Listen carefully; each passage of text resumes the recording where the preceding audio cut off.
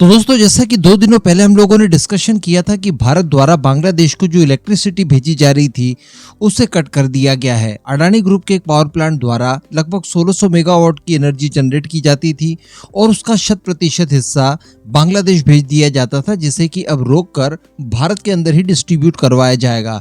इसी के साथ साथ कई और सारी परियोजनाओं को लेकर भी रिव्यू करने का ये समय है जो भारत की तरफ से बांग्लादेश के अंदर चलाई जा रही है, ताकि उन्हें हमारे इंपॉर्टेंस का पता चलना चाहिए। वो सारी एसेंशियल चीजें जिनके लिए बांग्लादेश एक्चुअली रुक सकता है, उनको लेकर रिव्यू करना इस समय जरूरी है। लेकिन दोस्तों, असली व्यापारी वही जो कि हर परिस्थिति में अपना व्यापार पहले देखे, जैसा कि चाइना।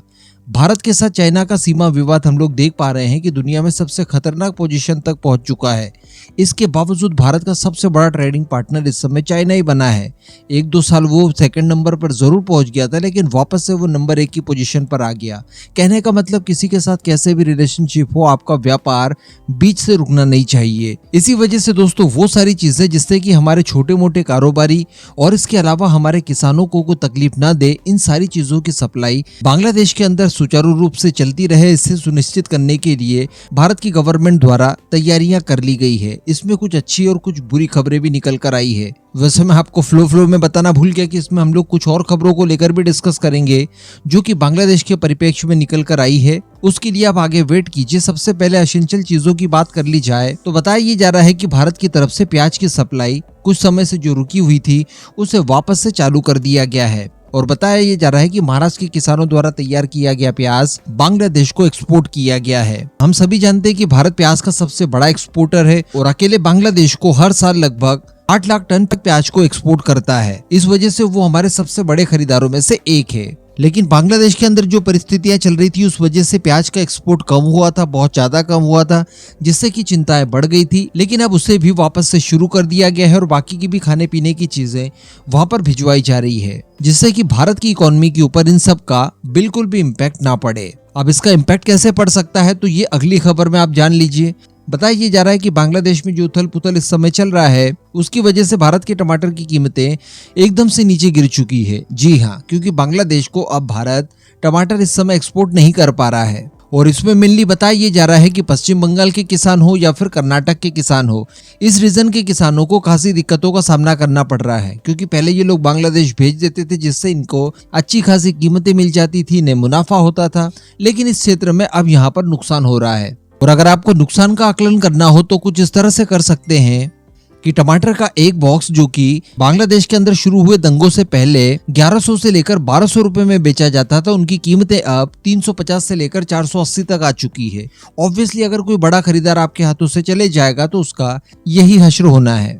इसी वजह से डोमेस्टिक मार्केट में भी 40 रुपए किलो से इनकी कीमतें 12 रुपए किलो तक आ चुकी है। तो संभवतः इस क्षेत्र में भी कोशिशें की जाएगी कि इन सारी चीजों की सप्लाई लगातार बांग्लादेश को हो, क्योंकि बाकी सारी चीजें अलग तरीके से देखी जानी चाहिए और व्यापार जो है वो अलग तरीके से देखा जाना चाहिए। इवन इस तरह के क्राइसिस भरे दौर में तो फायदा उठाने की कोशिशें करनी चाहिए, जैसे कि कोविड पेंडेमिक के दौरान चाइना द्वारा फायदा उठाने की एक बार कोशिश की गई थी। ऑक्सीजन जनरेटर वगैरह भारत को जो दिए गए थे, उनकी कीमतें काफी ज्यादा हाई प्रोफाइल वसूली गई थी। इसके अलावा दोस्तों, अगली खबर की बात कर ली जाए तो ये खबर काफी ज्यादा चिंता वाली है। इसमें एक्चुअली हम लोग 2 खबरों को इनबिल्ड करेंगे, क्योंकि यहाँ पर बताया जा रहा है कि बांग्लादेश के अंदर इस समय जो नई इंटरिम गवर्नमेंट का गठन किया गया है, वो पुराने इकोसिस्टम को तोड़ने की बात कर रहे हैं। बात क्या कर रहे हैं, एक्चुअली उन्होंने इसके ऊपर काम शुरू कर दिया है, जिससे कि शेख हसीना की वापसी बिल्कुल भी ना हो पाए। बाहरी देशों के साथ साथ बांग्लादेश के अंदर भी उनका जो इन्फ्लुएंस था उसे कम करवाया जाए। क्योंकि मैं आपको 2 दिन पहले ये भी बता चुका हूँ कि बांग्लादेश जाने की पूरी उम्मीदें दिखाई दे रही है शेख हसीना की, और वो वापस से प्राइम मिनिस्टर भी बन सकती है। लेकिन ये सारी चीजें न हो, इस वजह से पहले तो उनके ऊपर FIR लिखी गई। और अब बताया जा रहा है कि बांग्लादेश की नई गवर्नमेंट द्वारा कुल 7 देशों में अपने जो डिप्लोमेट्स वगैरह भेजे गए थे, उन्हें वापस बुला लिया गया है। क्योंकि ऑब्वियसली कोई गवर्नमेंट अगर बाहर अपने डिप्लोमेट वगैरह भेजेगी तो वो अपने इन्फ्लुएंस वाले ही भेजेगी। इसी वजह से शेख हसीना के जितने भी लॉयल ऑफिसर्स बाहर के देशों में अपने देश को रिप्रेजेंट कर रहे हैं, उन सभी को बदला जा रहा है। इनकी जगह डेफिनेटली दूसरे अधिकारियों को भेजा जाएगा। अब इन 7 देशों की अगर बात की जाए तो इसमें सारे के सारे महत्वपूर्ण देश हैं, जिसमें अमेरिका, मालदीव, UAE है, रशिया है, सऊदी अरेबिया, जापान, जर्मनी, इन सभी देशों में भेजे गए राजदूतों को वापस बुलवा लिया गया है। इसके साथ साथ भारत के अंदर भी जो बांग्लादेश का उच्चायुक्त है उसमें भी जो नियुक्ति प्रेस ऑफिसर है उसे भी वापस बुलवा लिया गया है। और इसके पीछे कारण ये बताया जा रहा है कि ये सारे ऑफिसर्स कॉन्ट्रैक्ट बेसिस पर थे, जिस वजह से इन्हें वापस करवा लिया गया है। हालांकि बात वही आ जाती है कि शेख हसीना के जितने भी लॉयल ऑफिसर्स हैं उन्हें वापस बुलाने की तैयारियां शुरू कर दी गई है। कुछ और महत्वपूर्ण देशों में भी इस तरह की वापसी ये लोग करवा सकते हैं। इसके बाद खबर निकलकर बांग्लादेश से ही आ रही है। ये भी इकोसिस्टम पर एक तरह का प्रहार करने जैसा ही है, जिसके तहत बताया ये जा रहा है कि यूएन की एक टीम बांग्लादेश के अंदर जाएगी और वो बांग्लादेश में पीड़ित लोगों से मिलेगी। अब पीड़ित लोगों से मिलेगी, यहाँ पर आप ये मत सोच लीजिएगा कि वो टीम उन लोगों से मिलेगी जो कि दंगे में प्रभावित हुए हैं यानी हिंदूज, बल्कि यहाँ पर उन लोगों से वो लोग मिलेंगे जो कि एक्चुअली यहाँ पर प्रोटेस्ट कर रहे थे और इन्हें स्टूडेंट कहा जा रहा था। इसके साथ साथ बताया ये जा रहा है कि शेख हसीना द्वारा एक तरह की जेल तैयार की गई थी जिसे आईना घर नाम दिया गया था। ये जिस तरह के दावे किए जा रहे हैं उसके अनुसार मैं आपको बता रहा हूँ। इसमें बताया ये जा रहा था कि जो भी बांग्लादेश के अंदर शेख हसीना के अगेंस्ट जाता था, कोई सरकारी ब्यूरोक्रेट हो या फिर आर्मी का ऑफिसर हो, तो इस तरह के सभी तत्वों को इसके अंदर शिफ्ट करवा दिया जाता था। यानी एक स्पेशल जेल तैयार कर दी गई थी जिसके अंदर शेख हसीना उन्हें डलवा देती थी और इसकी पहरेदारी के लिए जो शेख हसीना के लॉयल ऑफिसर्स होते थे सेना में उनको तैनात किया जाता था। तो बताया ये जा रहा है कि इन सब चीजों को लेकर भी यूनाइटेड नेशन इन्वेस्टिगेट करेगा। इससे पहले ये खबर भी निकल कर आ रही है कि बांग्लादेश के अंदर सेना के अंदर भी दो फाड़ हो चुके हैं, क्योंकि मोहम्मद यूनुस की गवर्नमेंट द्वारा कुछ बांग्लादेश की सेना के प्रमुख अधिकारियों को इस बात का आदेश दिया गया है कि इस आईना घर में जो भी ऑफिसर्स पहले तैनात किए गए थे शेख हसीना द्वारा, जो इसका संचालन वगैरह करते थे, उन्हें आप अपने पदों से हटाइए। लेकिन बांग्लादेश की बाकी की सेना द्वारा ये करने से इनकार कर दिया गया। तो खैर ये एक अच्छी बात निकलकर सामने आ रही है कि बांग्लादेश की इस समय की नई गवर्नमेंट और सेना के बीच में उतना अच्छा रिलेशनशिप अभी स्थापित नहीं हुआ है और बांग्लादेश की सेना के अंदर जो शेख हसीना के लॉयल ऑफिसर्स की संख्या है वो ठीक ठाक दिखाई दे रही है इस इंसिडेंट्स के बाद।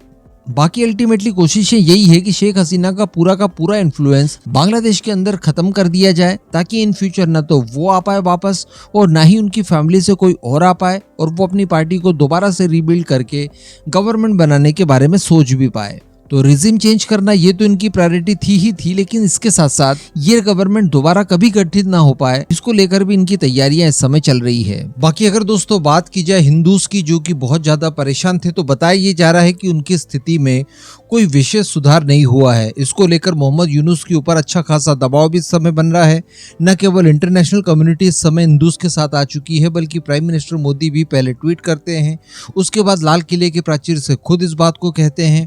तो इन सारी चीजों की वजह से उसके ऊपर अच्छा खासा प्रेशर बिल्डअप हो रहा है, लेकिन फिर भी जो दंगाई वगैरह है वो मानने के लिए तैयार नहीं है। इस वजह से वहाँ के हिंदूज अपनी खुद की रक्षा खुद करने के लिए इस समय बाध्य हैं। बाकी आपका इन सभी मुद्दों पर क्या मानना है नीचे कमेंट करके जरूर बताइएगा।